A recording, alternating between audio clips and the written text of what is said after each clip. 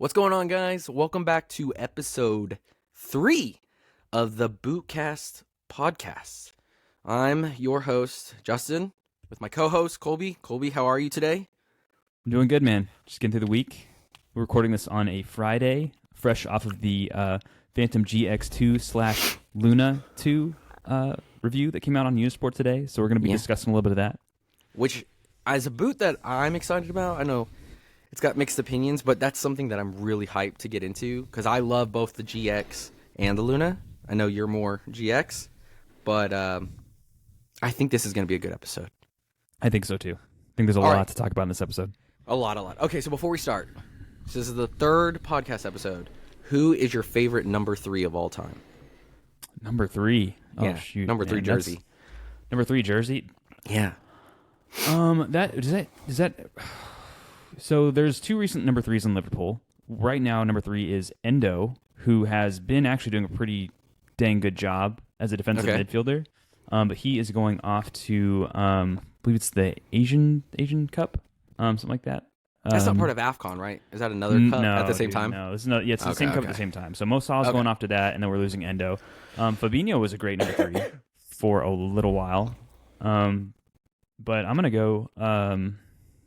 probably go Fabinho because we won Champions League and a Premier League with him. So a lot of people don't like him because they think he's dirty. That is the most boring Liverpool fan answer I think I've ever heard.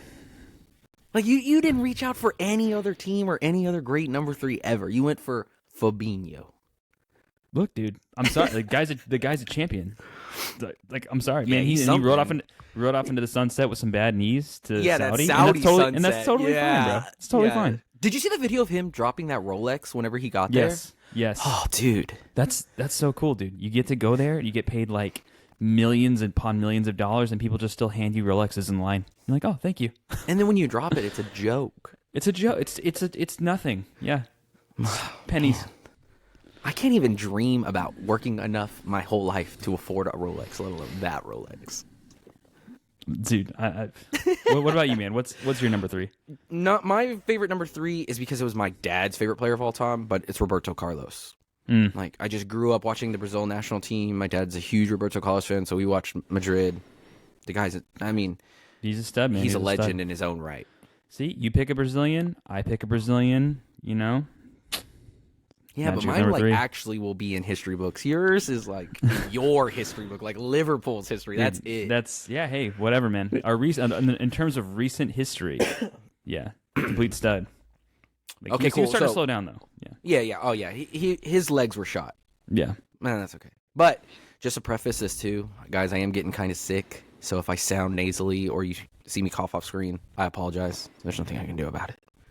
Okay, so let's get into the GX2 Luna 2. J Mike from Unisport came out with his review this morning. I watched it. You watched it. First impressions. Tell me what you think. Go. One of the things that stood out to me was the sizing, because right now one of the boots that fits my foot the best is actually the Puma Futures, because they have a little bit more length in the toe as well as being wide. So whenever he said it runs a little bit long. Boots wide. I was like, okay, perfect. You know, that sounds good. Like, I'll definitely give that a shot. Compared to the GX, how did that boot fit your foot? Because you have a wide foot. I have a pretty narrow foot. We've talked about this. It's a good. I mean, honestly, like it's good. It's why it's comfortable. It has a narrowing toe box, which I'm not a huge fan of. But I mean, that's how most boots are nowadays. Unless you're buying specifically like a Future or a Tequila, like you're gonna have a narrow toe box. Do you wish? Okay, this is a side subject, but do you wish that the big brands would kind of get away from the toe box they have now and do like this whole anatomical foot shape that like these new kind of hippie shoes that are coming out with? Where it's like foot shaped. Yes. I'm getting a lot of those promoted to me on Instagram right now, where it's like a foot. Like, the thing is about when you're playing soccer, when you're playing football, like you want a more narrowing toe because you want to have like that edge on when you can like, I guess, cut with the ball and do certain movements. So, but we're getting kind of into some really drastic territory. So to answer your question, no, I don't want to go to the other extreme, but I would like something that's more rounded and classic Okay. Do you want to go kind of like when Puma was doing like a slight where it was like each boot was I think it was anatomical, but it was more foot shaped and like your big toe was the biggest part of the toe box, and it kind of curved around. Or do you want to keep almost like the rounded triangle? I like that. Okay, I'm just gonna pull this down real quick. It's a turf, but here's kind of what I'm talking about. Like just I mean, this is a wide toe box for the Premier. Yeah. Yeah. So something like that. Like that's completely fine. Okay, cool. Okay, so you would say would you say that you're more hyped about the GX2 / Luna 2 than you were the GX and Luna, or is it still way too early for you to tell? Like, kind of give me your thoughts on where you're at with all that. Okay, so for the Luna, I didn't spend a lot of time with that boot only because I could not get my foot in. I could barely get my foot out. That boot was just not, it wasn't great for my foot.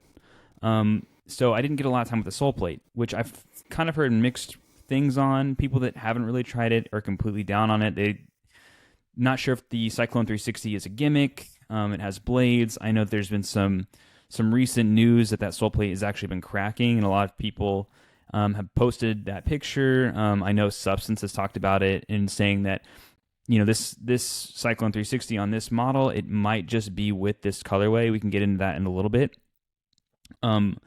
But that's something I'm really on the fence about. It's something I'd have to try and spend some time with. Okay. Do you think that once the boot comes out, because Jay might kind of specifically address it, do you think that you would go with the FG and at least try it out? Or do you think you're like, no, I'm going to go with the AG. I've worn the GX. I know how that sole plate fits, feels. I think that's just the way to go.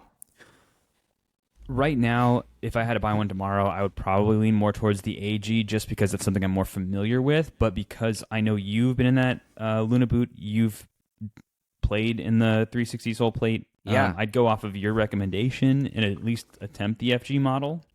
Yeah, for sure. So I'm kind of where you're at. I was a big fan of when the Luna was coming out. I was really hyped about that boot. The GX, not really. It really took some time to grow on me, and then I think I told you it wasn't until I got the DF that boot even grew on me at all. But let me grab them. I've got both. Yeah. No, let me see. Sole plates right here. Right. So I've got the FG on the original Luna, and then I've got an AG GX pair on the original GX. So this will be the FG on the Luna 2 GX2. This will be the AG on the Luna 2 GX2. Yeah. And I'll start out with. Let me just start out with the GX, the original. So compared to, hold on. I got another pair. Hold on. Okay. So I've got an AG, and then I've got an FG. And honestly, these are almost the same. It's not night and day. It's literally 11:30, 11:31. Like, that's how these boots feel on feet, on the field, everything. So this sole plate, we've talked about it, is way too flimsy overall. Like, it's just really soft. Everybody has complained about it. But I will say, if you're a traditionalist or paranoid about knee injuries, I mean, I don't think you can go wrong with this. I think it's just kind of like this sole plate reminds me of very much of like a jack of all trades, master of none. That's what this is. And then when I got the Luna and I played part of my season in it, I just like this sole plate. To me, on field and on feet, this just felt like a more aggressive version of the GX FG. Like, I know that there's a lot of concern about this Cyclone 360, and I think that Nike has a very good way of making something sound super sophisticated, and it's not. I mean, the Luna has its own issues, and we've talked about that, just about the marketing behind it, I think, was kind of where they messed up. But, I mean, when you have this blades, like I said, it's like a saw. Like, if this is planted in the ground and you turn this way, all it's going to do is just cut a hole. So you can spin any which way, and you're not going to get trapped. On FG, on like natural grass, and I live in Texas, and it's pretty. The fields are pretty terrible, man. If you play in a public field, they're more dirt than anything. And I think an HG sole plate would be awesome. But I think that this is a good sole plate. I don't think it's like, oh my God, Nike's revolutionized everything. Like, we need the Cyclone 360. No, I don't think that. But I think it's a good sole plate. And to address a comment you said earlier, no, go ahead. We'll get to that in a minute. Yeah, I mean, it kind of makes you wonder. The main complaint, like you said, of the Phantom GX is the sole plate's too flexible. Okay, Yeah. so ideally, to improve that and improve on the overall boot, you'd want to start with that and say, we're going to make it more rigid.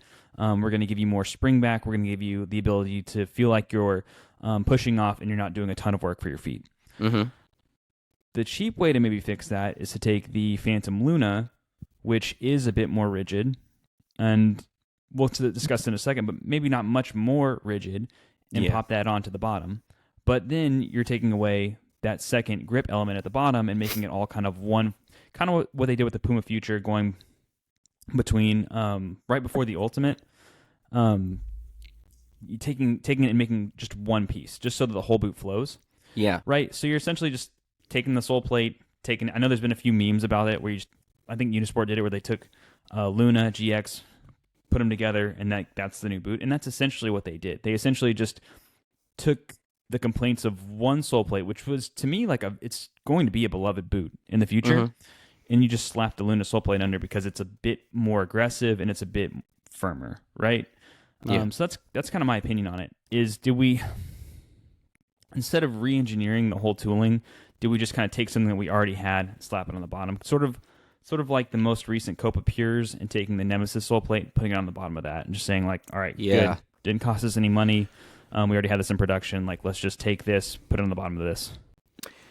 Yeah, no, that is a really good point that you kind of addressed there, and I think that in a way, to go to a point you made, when they took the GX and the Luna and they just smashed them together, and they kind of, I mean, we just did an episode on a Franken boot where they built this special boot just combining two pieces. I don't think that that's necessarily a bad thing, and I think that saving money when you, I mean, arguably the best part of the Luna is the sole plate, and and then arguably with the GX, the best part is everything but the sole plate. So I think if you take the best of both worlds, I don't, like, personally, I don't see an issue with that. I think that's smart. It's saving a lot of time too, because they're actually doing this, and this is a general market thing that I've noticed. If you look at several boots recently, I know the Copa Pure is one. Let's say that this new boot is another. You're recycling a lot of sole plates. Like the newest Future, same sole plate. The GX2, it's the same sole plate as Luna. The Copa Pures, both of them use the same sole plate as the Nemesis. So I think it's time management. I think it's cost savings. I just wish the consumer could probably see a little bit more of that.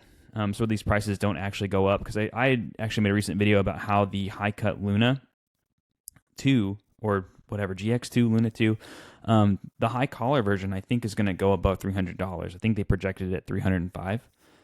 So, I mean, like, if you're going to save that sole plate, like, let's see the cost benefits to us as a consumer. Yeah, I agree with that. I mean, that's a conversation that we've had. I know me and you and a lot of other people, that boots are starting to get too expensive again. It'd be one thing if we were paying $300 and we got a good boot that could last, honestly, more than a season. But they just don't. The materials they use, the weight that they try to do, those don't. They're just not designed to last. They're designed to get you enough time till the new colorway comes out, or the new and improved version comes out, and then buy a new one. But I mean, I think Predmania's, like I said, that boot its lifetime, I think, was 2 years for Adidas. And I think when the Mania came out, it was maybe $200 max. And that's like the greatest boot of all time. Yeah, so I was answering I made a recent video about this, and I was kind of going through some comments on it, and people's general assessment was, yeah, if you're going to pay around $300 for something like the new Luna model, like, you might as well just buy a Mizuno. Like, if you prefer that kind of quality and that kind of that durability to last for years and years, like, people are going to start questioning, like, what am I actually paying for? And if you've noticed, I know a few other people have talked about this, the Adidas Crazy Fast X Plus, is that the model that's got the super light one? The super light one. Yeah. The Crazy Fast Plus. The top model. Yeah, the Plus. Yeah, that model's been sitting there for a Oh, long time. yeah. And they've got just stacks and stacks of it because they've been going on sale. I think around Black Friday, you could get one for $200, maybe even sub $200. It's a $300 boot. So That's people insane. aren't buying these. They're not buying them, and they're going to sit on shelves. And I have a feeling that everybody's going to go after this GX low. If they get the new GX, they're probably going to go for the low, just because psychologically, sub $300, you don't feel like, like a complete idiot for paying that much money for a boot. Oh, for sure. Right, and I'm talking about, not us boot enthusiasts. I'm talking about just like regular, like mom and dad buying a kid, for their kids' club soccer season. You're going to be like, well, son, we can't afford that. Yeah. So companies are going to have to start looking at themselves and saying, like, okay, what can we do to cut costs and make it more apparent for the consumer?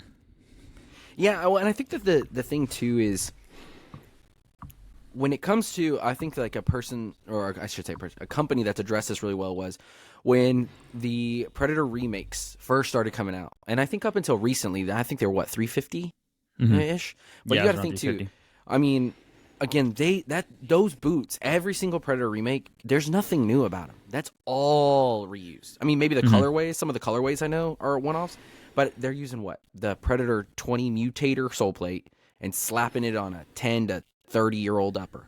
Call it a day. Boom. And we're paying $350. And I think that the reason we do that is because of how limited we suspect that they are. And honestly, a lot of those boots are more collector's items than, I mean, I use a pair of mine, but I know not a lot of people do. But then on the reverse end, when they came out with that newest Precision pack, the Precision Plus, so that was leather, the .1 that was synthetic, they actually brought the price down on the leather one because they didn't use kangaroo. So whether that's just because Adidas is like, hey, we end up discounting these anyway, so just kind of set that as the bar and we can just maximize profits at the beginning, or it could be, hey, we spent less on this boot, we don't need, like, I don't think, and it's an issue I have with other markets too, especially like the resale market, but you can make enough profit and not have to gouge everyone. Like I've seen lately the GX Thunder Pack. Remember that purple one that came out, the chrome one? Okay. When that boot came out, I think it was a limited edition, special edition. It was $280, $285. I just saw a reseller on Instagram that I follow selling it for $415. He's asking that. He's like, not going to why? get that. He's not going to get that. No, unless I mean, absolutely not. But again, like that's whoever's price listening to this, gouging. please don't pay that. Please don't pay that much money. When you're and there's other guys that when you brag about, hey, I got all these boots, you got them for retail, whatever. The Pred 30 has been notorious for this. People bought it for what? I think it was $350 if you managed to get the Pred 30. And then James from Boot Wizard, I think, posted a pair from eBay that he saw. And somebody was asking like 1,900 pounds, which is like what, $2,500? What? Even as a collector, dude. There's just no way. There's no way. Yeah, and I mean, that's kind of been a problem in the boot market for some time. And I've had videos on this about limited collections specifically, and I think the most recent one was the Tony Cruz. And I told you. Taurus leather, dude. Taurus leather. Well, see, and that's the thing. Like, that boot is only significant because of Tony Cruz. Like, if you're honest with yourself, and anybody who's watching this, if you go back and if you were old enough to wear the 11 Pro 2, or even when it was a current model, that boot, I'm sorry to say, was ass. That boot is ass, and it's still ass. And that's what a lot of people thought. You're hyped it for collectors. That is a collector's boot. Even the 1-to-1. Everybody's like, oh, this is the one that Cruz himself wears. It's got the flag, the Predator outsole, and they're like, yeah, but this is kangaroo and this is still Taurus. Yeah. Like, again, but to Adidas' credit, and I do give them credit for this, the special Cruz model and then the normal edition remake Cruz, they didn't charge a premium on that. No, I think it was, what was it, $250? So it was like kind of like a regular Copa Pure price. Which, I mean, to me, that's fair. That's more than fair. Like, if you're lucky to get the draw, cool. That seems to be the sweet spot, right? That, to me, I think $250 is like a upper level elite model boot, because everything is going to the elite. Even Nike's elite, Adidas is elite, plus elite, plus whatever. Yeah, $250, $275 max. And when you drift above $300, man, people are going to start raising eyebrows and like wondering like what they're actually paying for. And I've had a few people comment and say, well, there's a mid-tier market now. You can get something like the Tempo Legend 10 Pro, which the upper is so similar, and the sole plate is so similar to the Elite model that people are happy paying just like whatever it is, $110, $125 for that. You've got the options of having like Premiers still. You have 442s. There's a lot of boots that are hanging out around this 120. So there is a market for that. But when the separation is going to get so big, I mean, that's almost when you're having your mid-tier boots, which you can get on sale, get closer to 100, and then your top end is 3. That's a $200 difference. So it's not even anywhere close anymore. It used to be about difference about $100. If you want to get a Tiempo Legend 9 Pro versus a Tiempo Legend 9 Elite, it's probably saving you about $100 to go for that mid-tier. And now that the Elite model is it's getting ridiculous. Yeah. Well, see, and that's what's funny is because we talk about that. But I remember when I was younger, and granted, it was just different back then too, but I remember when the Mercurial Vapor SL Carbon, I think that's the official name, but it's that one that, Cristiano Ronaldo wore that was all carbon. It was carbon fiber, everything. I remember when that boot came out and it was $400. Yeah. And I remember at a local soccer shop, they had a couple pairs, and those sat on that shelf, a super limited, I think there was only like 2,000 pairs total, but those sat on the shelves until I think they ended up being discounted to sub 200, sub 250. Holy cow. And yeah, and I mean, if you somehow manage to score, I mean, that's like hitting gold. Was it around that 2010 World Cup where they put carbon fiber on the bottom of everything? Like the Tiempos had one underneath them. The Elite, and that was that was the next one. What was it? The Tiempo Legend 3, the 3, Laser 3, the CTR, or was it? Is it Maestri 1 or Maestri 2? I think it's 2, because I think the 2 introduced the carbon, but and then the Superfly 2.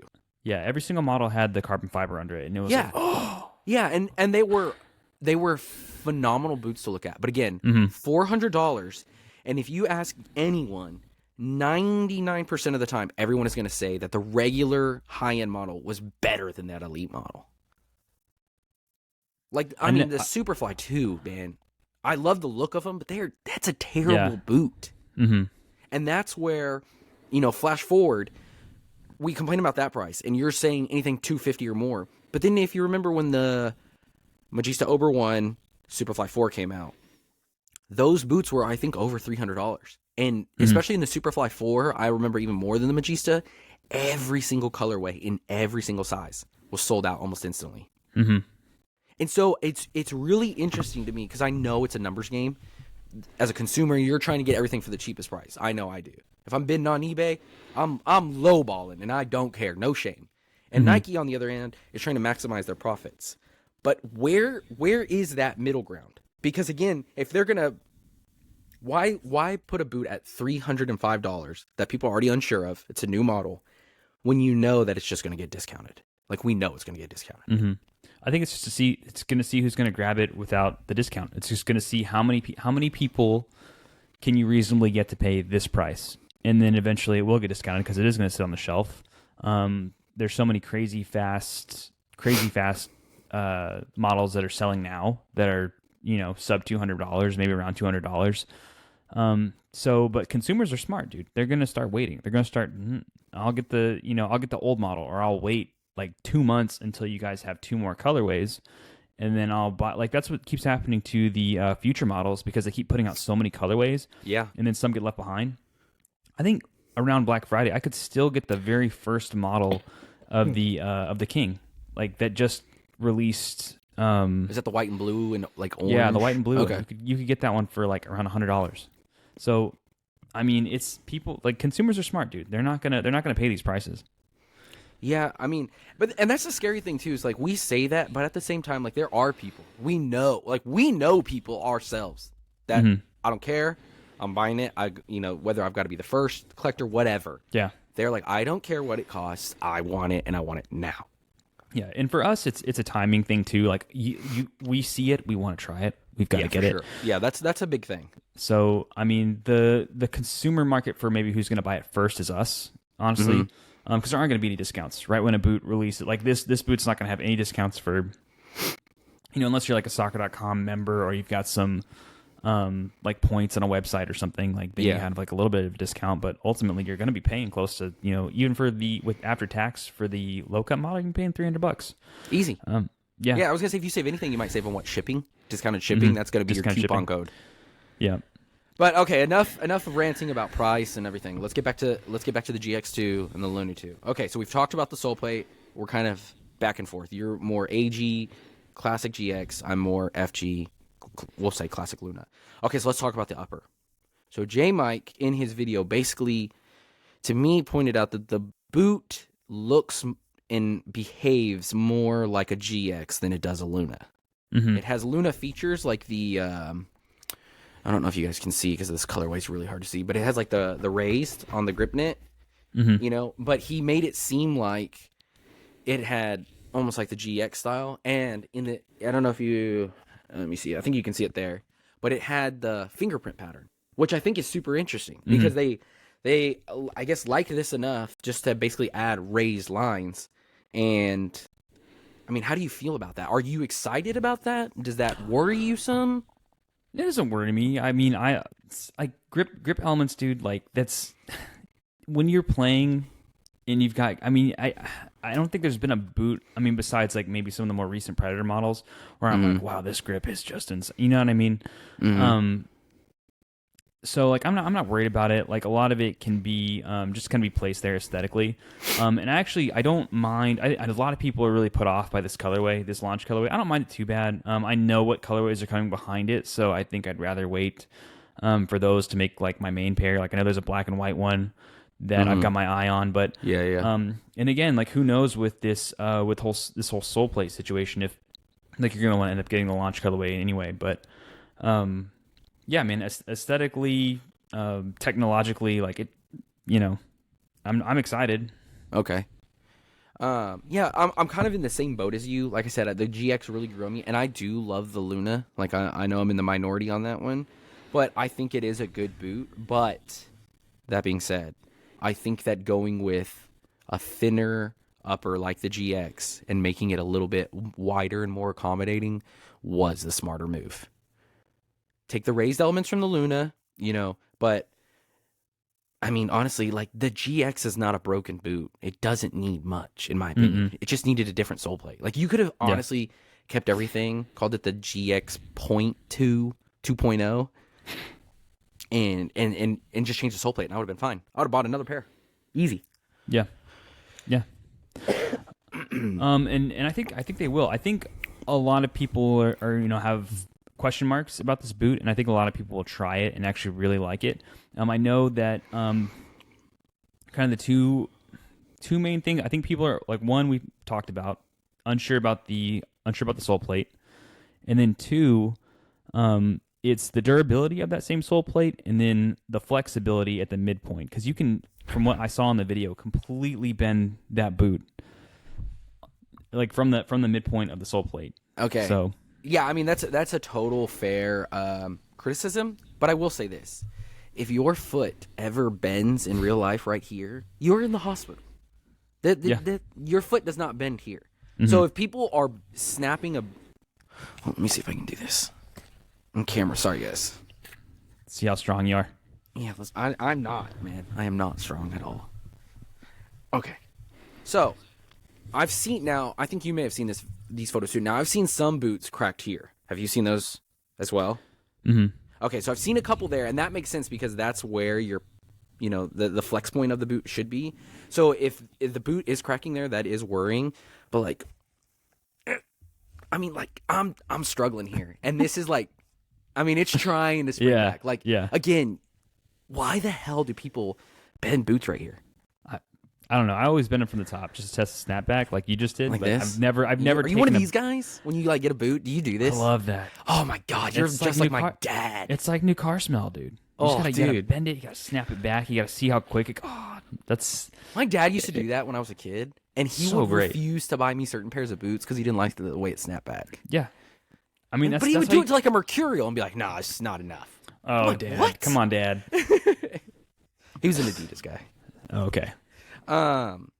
So yeah, so again, like I understand some of the concerns, and we were talking about this on our own, but Substance Football, who you guys should subscribe to because the dude's a wicked genius when it comes to Mm-hmm. football boots.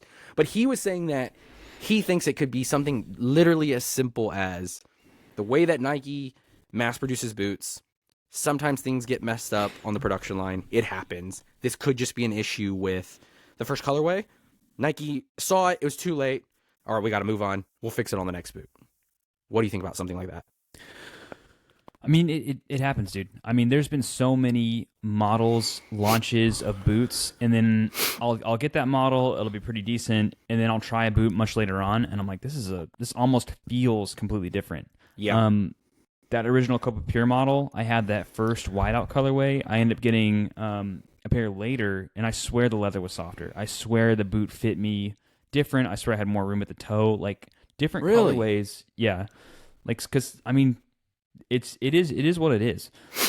So and he was kind of you're talking about substance football. He was saying that whenever you're doing quality checks, you can't obviously quality check like every single boot. That would take too many resources. So you might test like 10 out of so many thousand. And so when you're checking those 10, if you're not getting a good sample size, like that can slip through the cracks. And so that could be something that's happened, and like only time will tell. But have you ever seen I'm going to switch topics up here real quick, but this is what the show's about. We're going on tangents. Do you remember when the Xbox 360 had that red ring of death? The red ring of death, yes. Yes, and it happened, like you knew it was going to happen. Like if you had like an original 360, you knew it was coming. And when it came, like they had already had to do like some major PR on it, say like, hey, send it back to us. We'll give it back to you. We'll fix it, whatever. I remember all that. Has there ever been a boot that something like that's happened, or they've had to do like a major recall or a refund or stipend or something for a pair of new boots? So kind of. There's only one that really. Well, okay, there's one set of boots where I know that Nike had issues with the carbon fiber on like a lot of the Superfly models. So I know that if sometimes those boots would prematurely crack, and I think the Vapor SL would do that too. And Nike would always warranty those. I know that they would always do that. And then same with Josh made a video about it, but the pods that smell like cat pee. I remember that I think it's a Vapor 3. If it's a Vapor 3 or Vapor 4, but I remember that he said like after a while the heel pods is something that they used when they made the synthetic when it got exposed to moisture would smell like cat piss. Interesting. And so again, that was another thing that you could send back. But the only time that I've ever seen Nike cancel something because of this, and it surprises me that this is coming out, is the Superfly 1. Do you remember when that boot was supposed to come out in that primarily red with the silver? In the Superfly 1, and everybody's boots were exploding. I remember, I think it was Drogba had a pair, and they were literally like, the upper was ripping apart. And Nike canceled that first colorway. It's the same colorway that was on the Vapor 13, like the Future DNA one that was like a throwback colorway. It was that colorway, but I remember that colorway specifically got thrown out. Was it like a red, silver, black kind of like half cut? Type. Yeah, that's I it. remember that's that. the boot. Yep. But I remember it was the Superfly 1. They were like, hey, this boot's not ready, clearly. And so they fixed a couple things, and then I think the blue colorway came out next, and the boot was fine from there. But those are the only time, and it's always been Nike, bro. Like, I mean, I'm sure there's Adidas ones, let's be honest, but I can't think of any. Yeah. But those are the ones that come to my head. What about you? No, honestly, that's what I was asking you, is because I don't remember a situation in which there's been such a problem with a boot, and that was in such a massive quantity that you would need to issue a statement or say like, hey, like we'll give you your money back. I mean, it's almost like a recall on a car or something, like bring it in to fix it. It's just that I wonder if it doesn't typically happen with football boots, because I mean they are tested. I mean we've seen these boots on players for months, so you know that they're out there being tested. So I mean it's hard to say, or it could just be that it's a shoe and people don't think twice about it when their shoe breaks or their cleat breaks or whatever it is. They'll just go get another one. And I also think it's important to remember too, the photos that we've seen of those cracked sole plates tend to be leaks, and those could be fake boots. I know that fakes have gotten very on point, and they can look really close. But I'm not saying that anybody's promoting fake products, but we don't know for sure, and we won't know until we just try the boot out.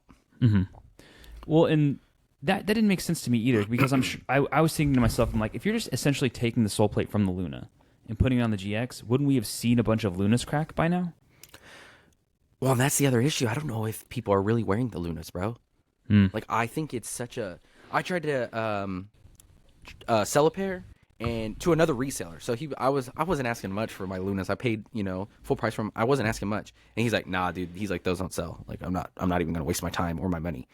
And so I just think that, again, being not that it's necessarily wrong, but the way that the boot was marketed, I think that a lot of people are just like, "Nah, that's just not for me."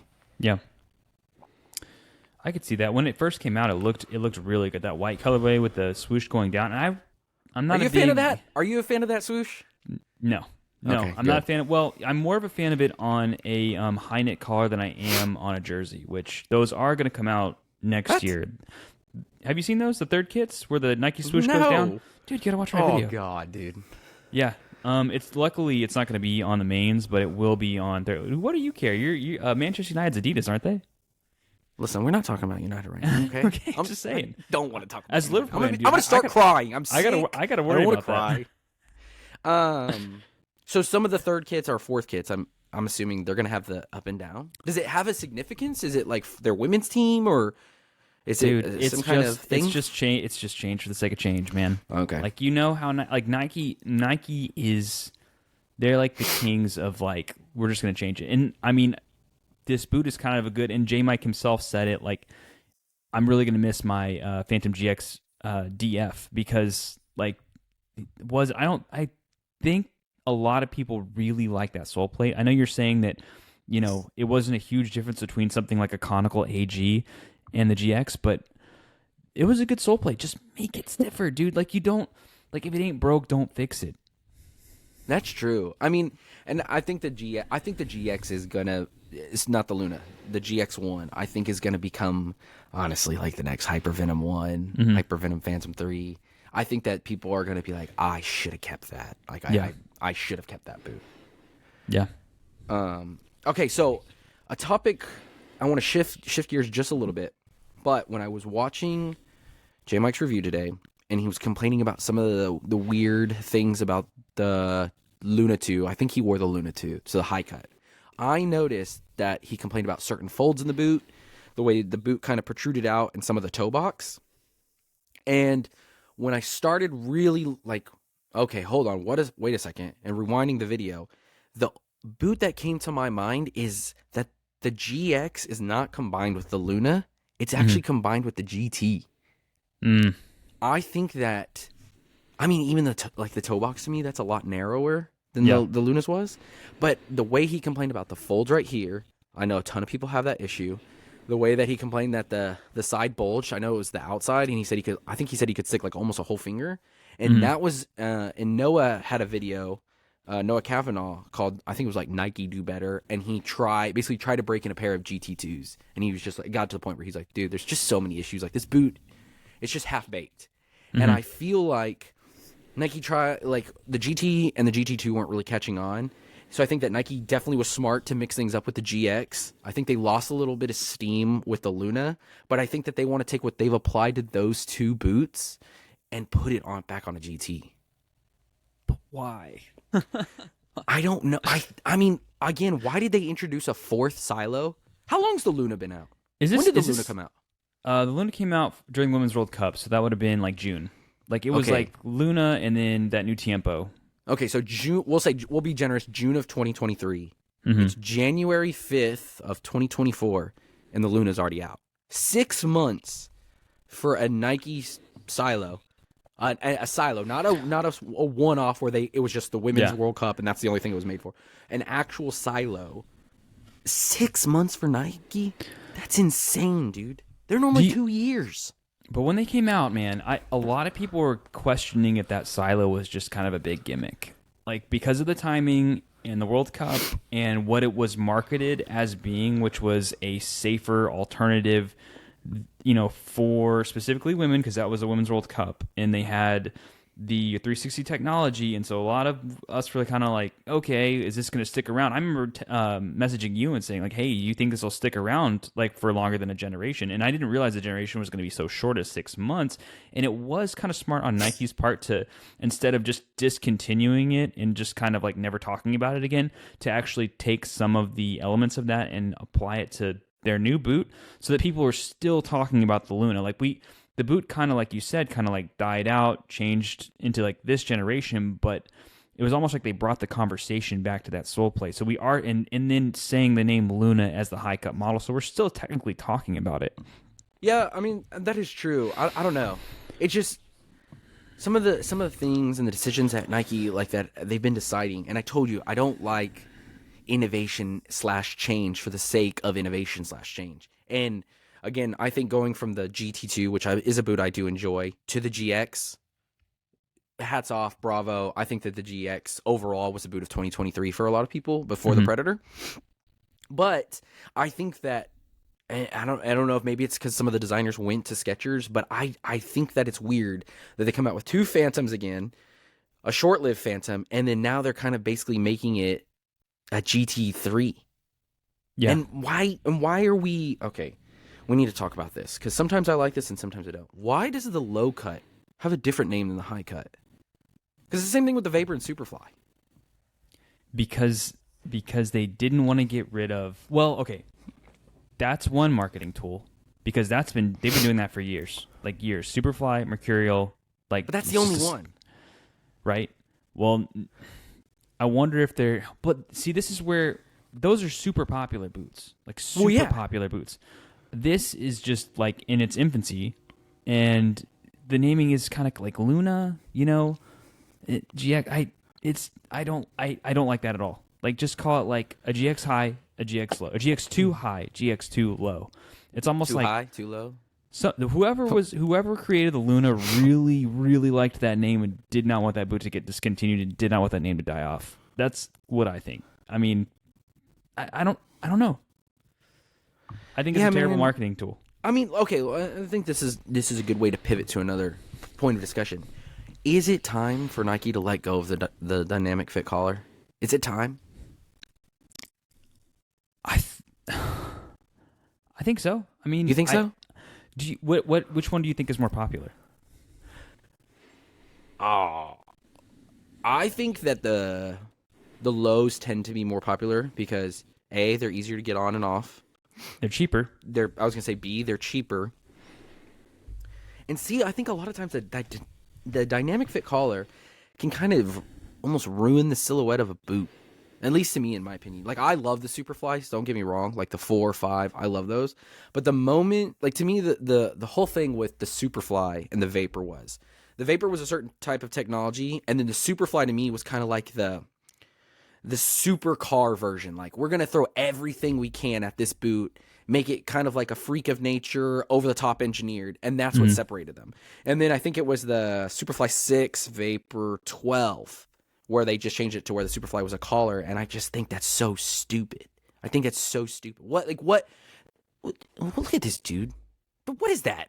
2 inches of material? So I have a coworker, and she was trying to buy a pair of boots for her son, and he really wanted the Superflies, and she wanted to know why, and he said it was because he had rolled his ankle multiple times, and he felt like having that collar would give him more support around his ankle, which not really, but I mean so maybe for that one purpose, yeah. But think about it, bro. That's like saying like, hey, put on this second sock over your other sock. I mean, that's what the equivalent. I mean, let's be honest. It's a glorified I know sock. that a lot of professionals don't like it either. Like, I don't know if you've seen the way Jack Grealish wears his. I mean, well, he doesn't wear them anymore. He's Puma.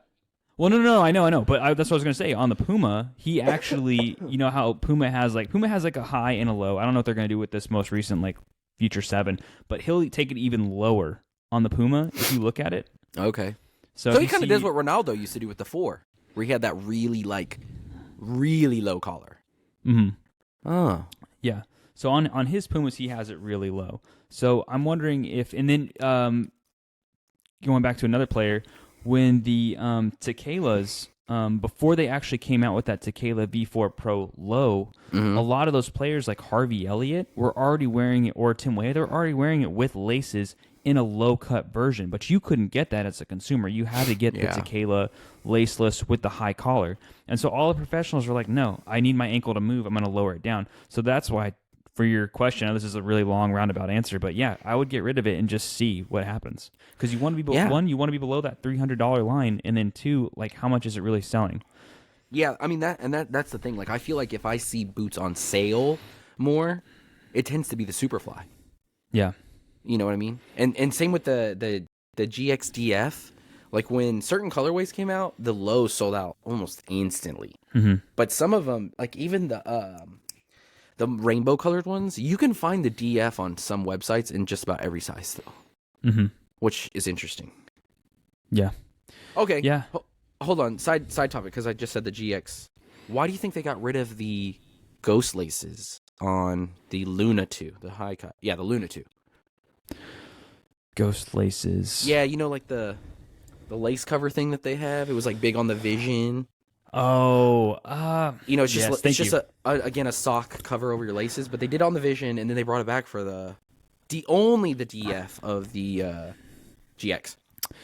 Whenever it was on the Vision, I think we talked about this in the last podcast or 2 podcasts ago, that it really looked like an American football cleat. Like, you threw that over there, and it just looked like the whole overall aesthetic. And I feel like with the DF of the GX, they brought it back. I don't know if it's because it was closer to the foot or it looked more flat, but it actually looked more like a soccer cleat, you know? So maybe that's why they did the ghost lacing system, but honestly, I couldn't tell you. Okay. I just feel like people aren't really a fan. I think it's one of those techs, and we need to have an episode about this where we just go through and talk about techs that work or didn't work, or basically gimmicks that worked, didn't work. It's kind of, okay, so this is kind of funny, but another tangent, right? So you're talking about, like, why don't, like, ghost laces, no ghost laces. Now we have the Predator 30 that's going back to a fold-over tongue. Do you remember there was a time period where I really liked Tiempos. I mean, I always liked Tiempos. I don't know why I'm saying I really like. When I was younger and the Tiempo Legend 3 was out, I was done with the fold over tongue, because every other boot, like the CTR, the Vapors, like it just seemed like the more modern fad was to go away from that. And then with the Tiempo Legend 4, they finally got rid of the fold over. The Predators did it, like, and now I feel like we're almost circling back to, and it could be just nostalgia. Yeah. But for some reason, it's always stuck with me that players want, like, exposed laces. I feel like the ghost lacing is smart because it's like a thin layer over it. It's not like a bulky, like, tongue, like a Tiempo tongue or a Mizuno tongue or a Predator tongue, whatever. But it could, I don't know, it could just be like a fad, no fad, change for the sake of change. Yeah, and I mean, I think that it does that. I think that, and you know, Nike's like any brand, and they try to figure out some things that work, some things that don't. You know, and I think that sometimes especially with like the GXDF, when you have the ghost lace cover, it does look kind of smooth and cleaned down. But again, like, from personal experience, that ghost lacing system makes those boots even harder to get off. Not get on. Like, getting on is not the problem in that boot. But trying to get your hands down into there when you've stretched out the upper all the way, you're trying to pull the laces, trying to get your knots out, that ghost laces, I want to cut it off so bad. And so I think it's weird. Like, you know, the GT didn't have it. GT2 didn't have it. The Phantom Venom, you remember it had that weird half one? Yes. The one that was kind of like a glorified T90 on the side, 5? Yes. Yeah. It had that weird half one. Yes, that was when Vision. They had four. See, 4 silos again. Silos, yep. Yeah, yep. and they combined that. It's like they're weird about this Phantom thing, man. It's like they don't want to let go of that word, and they want it to mean something. And I just think that boot, and it is now, it's just going through an identity crisis. And I think that Nike has to figure out a way somehow to be like, this is what we want this boot to be. Here's the problem I have, right? Is like, why won't they just go back to T90, like a power style boot? You don't have to. I mean, it's everything now. Like, in that category is considered what, control? Is that what they call it? Like a control type boot? Is that what the grip elements are for? Agility, whatever they want to call it. Yeah, but dude, just like, I think I think Nike needs to take a lesson out of Predator, Adidas's playbook right now with the Predator, and just go back to nostalgia. Because if you're a parent, like we're a lot of us, that have been in the boot game for a while, are parents. If they went back to like a T90, I would buy a pair for my son. People a little older than us that have kids maybe in like middle school, high school, like dude, I had this when I was in high school. You should try that. You know what I mean? Like, I'll buy a pair of these and just ride off nostalgia. See, I think the problem though, and it kind of comes down to just what the brands are and what they represent. Like, I think that Adidas has no problem kind of pulling back nostalgia. They use a lot of their old legends, especially for like the remake boots, like Kaká, David Beckham. I'm sure if we think more, we could Zidane. But Nike, they're always about innovation. Like, I think that will always supersede anything. So I think that if Nike in some way kind of goes back, they'll be like, this goes against everything that we are, because we're basically telling people that the new thing is not better than the old thing. And I think that that's why they're so hesitant. I mean, because the only remakes I know that they've done was the Maestro 3 remake, the CTR, and the T90 Laser 1. And I think that's it. Yeah. But they like to see, and that's where they're different. They like to rehash colorways. So you remember they had the, I think it's the Future DNA where they used old colorways and brought them on boots. They put the black. See, I was pissed because there's such a good David Louise wore these where it was like a white gold Tiempo, and instead they picked the freaking like Halloween looking Tiempo Legend 8. I know exactly what you're talking about. Yeah, yes, and then they put the old T90 skin on the Phantom, not the Vision. What was it called? The Venom. The Venom. They put the T90 skin on the Phantom Venom. Yep. Yeah, the Hyper Venom 1 was on the Vision 2, and then the Merc had the Superfly 1. Yeah, which I think is the exploding pair that you were talking about earlier. That's exactly bring it back. But yeah, full circle. I think that's kind of where Nike is like, hey, we'll honor our past, but we're not going back to it. Yeah. And I think that Adidas is like, hey, we will honor our past and we will celebrate it and bring it back and show that it's, every Adidas remake sells out. Every single one. Yeah. And I agree. I think Nike can take a page out of Adidas' book. I just don't think they will. Yeah. And it's frustrating too because like that company I know they innovate with Jordans, but they'll still put the Jordan 1 out there. Like, just give us like the equivalent of that in a boot. Okay, but do you think that they do that because that's like a lifestyle shoe? It's wear a that, lifestyle shoe. It's not. I guess that technically could be what the Premier 3 is. It's like, hey, here's your heritage boot. Yeah. You old people, you, me. Yeah. Yeah, I guess that is what it is. Yeah, you don't wear a Jordan 1 for like, I don't know anything about basketball, but I would assume you wouldn't wear one of those for playing basketball. You'd wear like a more modernized shoe for that. Wear it as sport. a shoe. Mm-hmm. Is there anything else that you want to address specifically with the GX2 Luna 2 that you don't think we have yet? I think I couldn't honestly even make a bet on it. Like this is a boot that right now, without anybody having tried it except for people at Unisport or some other bigger brands, it could honestly go either way. This boot could be the next best thing or it could crash and burn. I really don't know which way it's going to go. And I've never felt like that watching a boot release video before. Really? Yeah. I'm usually pretty spot on in terms of if a boot's going to be awesome or suck. And here I don't know. What do you think? I'm always wrong. Like, when it comes to that. Like, I'm so bad. I told you. Like, I tend to like boots that I know are not the most popular. Maybe it's because I can get them cheaper. I don't know. But I feel like this is going to be a classic case of the GX2 is going to sell well. I don't think the Luna is going to do that well. The Luna 2, I'm sorry. I don't think the Luna 2 is going to do that well. And then I think that the generation after this is going to be totally different. I think that a lot of people are going to be hesitant to try the 360 sole plate, and I think it's the unknown, kind of like me, where I'm like, I'd probably go AG. I think the unknown might cripple it unless word of mouth, kind of like you told me about the Luna and how your experience with it reaches enough people. So that's why I don't know. No, I mean that's fair. That's a pretty good, I would say, analysis of everything we've talked about today. Yeah. Yeah, but I mean, so we'll see. Like we'll see like how it sells, what it does. So this will be I think one of the most like cuz dude, going back to like if you know a boot's going to do well or not, when that Predator 30 came out, it's like this boot's going to sell like gangbusters. Yeah. It's going to be incredible. Like the whole life cycle of it is going to be incredible. That boot, I do think almost every colorway is going to sell to that boot. But what you just said was really important too, because I think that part of the massive allure of the 30 specifically in the tongue 30 is Jude and Trent. Yeah. And I think that with I'm going to say honestly more so the Luna 2 than the GX2. I think the GX2 is going to be fine, honestly. But with the Luna 2 especially, or we'll just say the model as a whole, it's going to depend on who's wearing it and how good they're doing. Yeah. Like if Holland. KDB comes back and if KDB and Holland come back and City does its 18 games undefeated shit like they always do, and Holland scoring 40 goals and KDB has every assist known to man, I think that those boots will sell. Because, I mean, even as old as Ronaldo is, he still sells Mercurials. And people still buy Mercurials because that's what Ronaldo wears.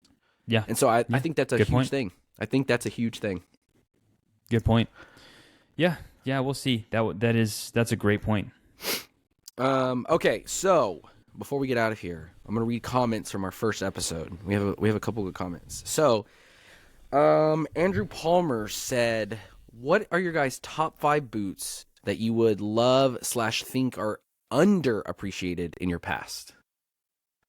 You don't even have to do 5. Give me like at least 2. Andrew. New Balance 442 version 2. Version 2. Okay, yes. So that's one. Give me one more. Come on, at least give me one more. Underappreciated boot that I've worn. I don't know if this is underappreciated or not. I love this boot. The Copa 18.1. Love that boot. Copa 18. It Michelin came out around the same. It wasn't Michelin Man. It's around the same time as the Tiempo Legend 7, but everybody liked the Tiempo Legend 7 better. But this. Good. Yeah. Oh yeah. That is a. Yeah. Yeah, that was a weird boot. I have the 17.1.